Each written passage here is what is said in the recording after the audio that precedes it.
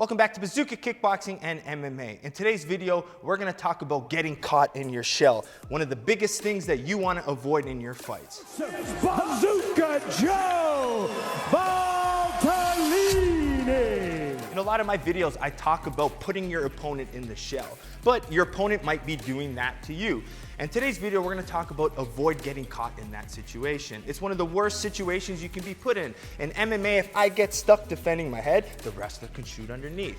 In kickboxing and other martial arts, if I'm blocking my head, I'm blinded by my own guard, and it opens up my body, lets me get kicked to the leg. So I need to avoid getting caught in the position, and this is what this video is about. I'm gonna give you different strategies, tips, and game plans to avoid that, as well put your opponent in the shell so you could mix up your attacks. So we're gonna talk about what causes you to get stuck in the shell. And lately on the channel, I've been talking a lot about feints. So that's the first thing. So you have to understand feint versus strike, which is most important. If my opponent is feinting just with his head and his shoulders, I don't have to be as worried as it's when I see them stepping a little bit closer where I need to worry. So understanding range and distance is gonna help me not bite on those feints. So if I'm staying close to Matt and he feints, yes, I need to react by getting caught in a shell because I'm too close. So if I'm staying a little bit longer here and he feints, I don't have to worry because I know I'm in a range where whatever his feint is, whether it's kick or punch, he's not gonna have to hit me. He's not close to me to get anywhere close to attacking me. So understanding distance and range and some of his little tells from when he attacks. So watch out for feints. The second thing that might cause you to get stuck in a shell is volume. So if I'm here throwing on Matt, if I'm not throwing anything, Matt's free to keep his hands moving. It doesn't matter, right? But if I start mixing in volume and occupying space, I'm not attacking with power, right? But what's happening is I'm just keeping him busy here. Now he's stuck in a shell, and now I can rip the body and rip different attacks, right? So by keeping the volume of straight punches going, it makes it very difficult for Matt or my opponent to want to punch out of the shell. So volume straight punches or punches in general. So a lot of times, even when I'm here, I might even use hand frames slightly, right? If I get control of the hands, I got MMA, I got my fingers, hold the hands and keep the volume here, right? This way I'm able to keep my opponent in their shell. Volume punches. Now, you can also do the same thing with your kicks. If I'm constantly kicking the arms, it's gonna force my opponent to kind of block them up. Especially if they're fighters who like to move a lot with their hands, it might be hard for me to get the shell. But if I step in and I kick the body, now I got a shell position from my opponent. So throwing a little bit more volume on the kicks, right, will get the shell, right? He has to block. Especially if he's moving in their space, he might be able to avoid them. This is where my pressure has to come in. So when I see him closer to against the ropes of the cage, I can mix in those body kicks, and now I have control of my opponent, and they're stuck in their shell. Which brings me to the third one I just mentioned, which is pressure. Again, in MMA, movement, kickboxing, if someone's moving a lot, it's very hard for me to step in and hit them. If Matt's moving with his hands moving, I know he's trying to counter me. So as soon as I step in, he's looking to hit me. Boom, right? So I need to get him to be here so he can't hit me. So I'm gonna make sure I enter with a nice high guard defense or using strong parries and long guard to close distance. So even if Matt's hands are moving and I come in here, okay, I'm pressuring. Yeah, look where he is now. Now I could attack off of my shell, all right? So I'm gonna walk him in, pressure him. Again, he moves. I'm sitting here blocking. As soon as I get close, now that's it. He's in his shell and I'm able to attack.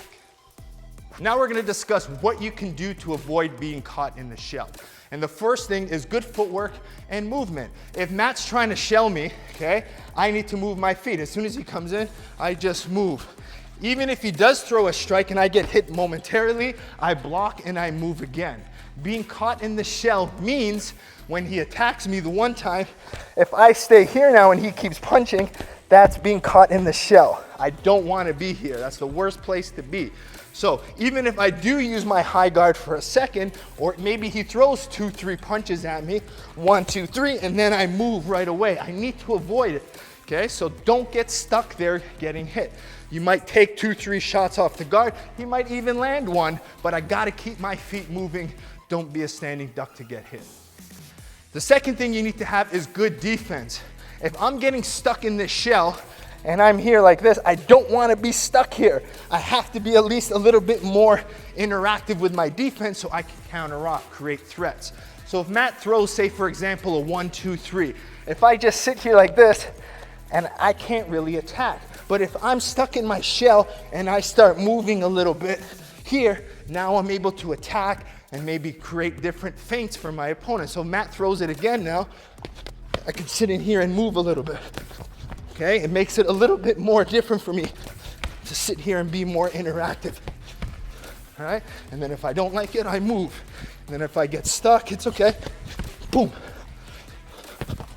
Boom, boom. He comes again.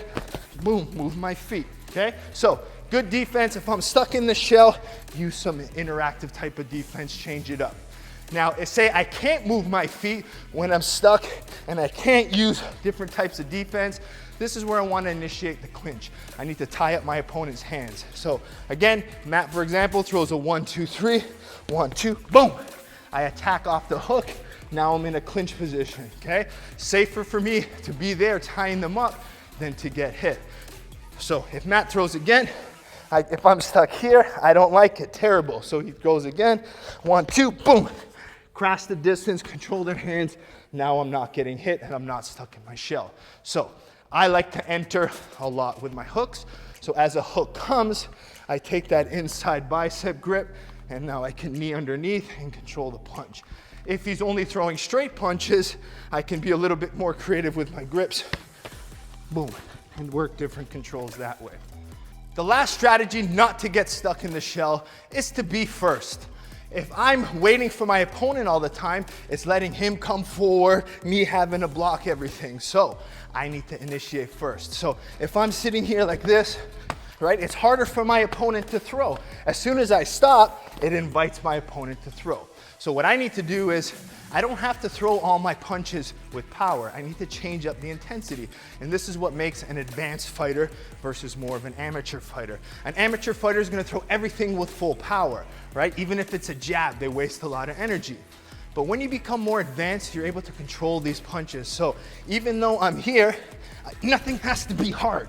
That's wasting energy. But just me pawing out here, staying relaxed, I call this occupying space. Right? I'm occupying the space between me and my opponent. So if Matt wants to come in, boom, I can catch him and keep my feet moving by occupying the space, right? There you have it, different ways to avoid getting caught in the shell. Too many times I see fighters too comfortable taking shots and standing there. We need to use our footwork, we need to be first, and we need to do all these different strategies I talked about in the video. It doesn't look favorable on the judges, and a lot of times if you're caught in that position, you're about to get knocked out. So we need to avoid that at all costs. Make sure you keep liking, subscribing, hit the bell notification, and keep watching Bazooka Kickboxing and MMA.